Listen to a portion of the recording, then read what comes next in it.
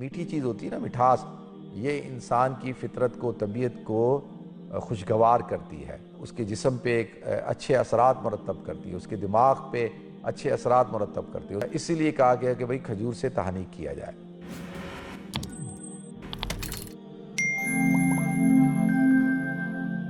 کہ جب بچہ پیدا ہوتا ہے تو بچہ پیدا ہونے کے بعد سب سے پہلا کام کیا کرنا ہے کہ ہم نے اس کے دائیں کان میں اذان دینی ہے اور بائیں کان میں اقامت کہنی ہے۔ سب سے پہلا کام یہ ہے کہ سب سے پہلے اس کے کانوں کے ذریعے سے اس کے دل و دماغ کے اندر جو چیز پہنچے وہ اللہ رب العزت کا نام پہنچے۔ یہ اذان ایک مکمل دعوت ہے، مکمل، اور اس کے اندر توحید بھی ہے، رسالت بھی ہے، پیغام ہے، تو لہذا سب سے پہلے دائیں کان میں اذان دی جائے، پھر بائیں کان میں جو ہے وہ اقامت دی جائے۔ ٹھیک ہے جی، یہ پہلا کام ہو گیا۔ اور دوسرا کام کیا ہے؟ تحنیک۔ تحنیک کہتے ہیں جس کو ہم کہتے ہیں گڑتی دینا۔ اور تحنیک کیا؟ حضور اکرم صلی اللہ علیہ وسلم نے تحنیک کی، اور وہ کیسے کہ جیسے آپ نے کھجور لی اور کھجور کا جو گودا ہے اس گودے کو لے کے اور اس کو کیپسول کی طرح یا کھجور کی گٹلی کی طرح بنایا، اور کیپسول کی طرح بنا کے اس کا ایک سرے کو اپنے منہ میں، یا جو گڑتی دینا چاہتا ہے، جو تحنیک کرنا چاہتا ہے، جیسے والد ہے، والدہ ہے، نانا ہے، نانی ہے، دادا ہے، دادی، یا کوئی بھی شخص، تو وہ کیا کرے؟ اس کو چوسے اپنے منہ میں، اپنے لعاب سے اس کو چوس کے، اور وہ بچے کے منہ میں ڈالے۔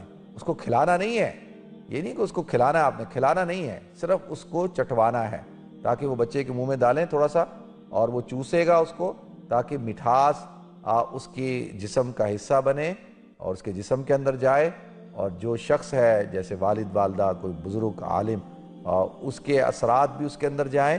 اور یہ میٹھی چیز جب جائے گی، ہمارے ہاں کھجور نہیں ہوتی تو شہد چٹا دیتے ہیں، تو کھجور ہو تو زیادہ بہتر ہے، کھجور سے ہی کرنا چاہیے، شہد سے تحنیک نہیں کرنی چاہیے، کھجور سے ہی کرنی چاہیے۔ دیکھیں جو میٹھی چیز ہوتی ہے نا، مٹھاس، یہ انسان کی فطرت کو، طبیعت کو خوشگوار کرتی ہے، اور اس کے جسم پہ ایک اچھے اثرات مرتب کرتی ہے، اس کے دماغ پہ اچھے اثرات مرتب کرتی ہے، اس سے طبیعت میں جو ہے وہ بشاشت آتی ہے، فریشنس آتی ہے۔ تو اسی لیے کہا گیا کہ بھئی کھجور سے تحنیک کیا جائے۔ تو دوسرا کام یہ ہو گیا، پہلا اذان، دوسرا کام جو ہے وہ تحنیک ہو گیا۔ اب 7ویں دن آپ نے کیا کرنا ہے؟